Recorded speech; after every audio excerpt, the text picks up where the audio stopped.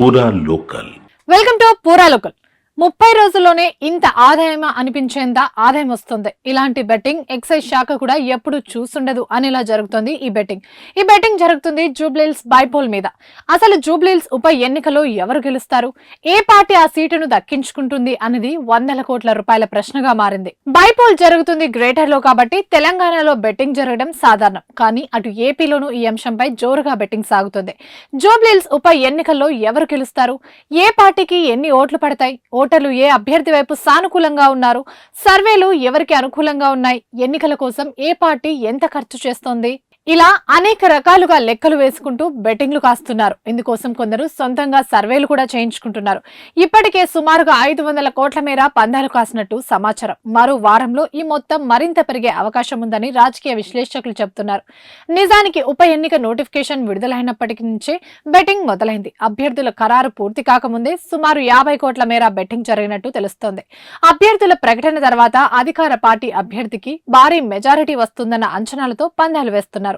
నామినేషన్లు పూర్తయ్యాక మెజారిటీ కన్నా ఎవరు విజయం సాధిస్తారనే దానిపై బెట్టింగ్ నడుస్తోంది.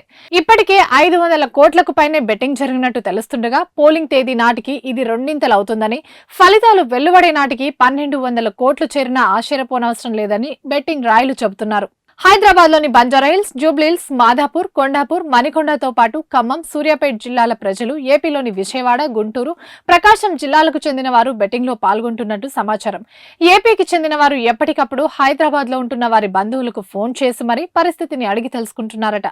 దానికి తగ్గట్టుగా పందాలు కూడా కాస్తున్నారు. నోటిఫికేషన్ విడుదలైన తొలి రోజుల్లోనే ఓ పార్టీ తరపున 10 రూపాయలు కడితే 100 రూపాయలు ఇస్తామంటూ బెట్టింగ్ నిర్వాహకులు ప్రచారం చేశారు. నామినేషన్లు వేసిన తర్వాత ఓ పార్టీపై 10 రూపాయలకి 60 రూపాయలు, మరో పార్టీపై 10 రూపాయలకి 30 చొప్పున బెట్టింగ్ నడుస్తున్నట్టు సమాచారం. పక్కా లెక్కలతో బెట్టింగ్ లో డబ్బులు పెట్టేందుకు కొంతమంది ఓ టీంలా ఏర్పడి ప్రైవేట్ సర్వేలు చేయించుకుంటున్నారు. పలు సంస్థలను ఆశ్రయించి పక్కా నివేదికలు సిద్ధం చేయించుకుంటున్నారు కూడా. ఇలాంటి సర్వేలకు ఆయా ఏజెన్సీలు 70,000 నుంచి 1,00,000 తీసుకుంటున్నాయి.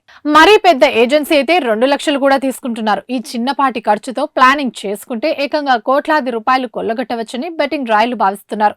మొత్తంగా జూబ్లీహిల్స్ ఉప ఎన్నిక ప్రజలకే కాదు బెట్టింగ్ రాయలు కూడా చెమటలు పట్టిస్తోంది. ఇవి ఇప్పటివరకు అప్డేట్స్. మరిన్ని అప్డేట్స్ కోసం చూస్తూనే ఉండండి పూరా లోకల్.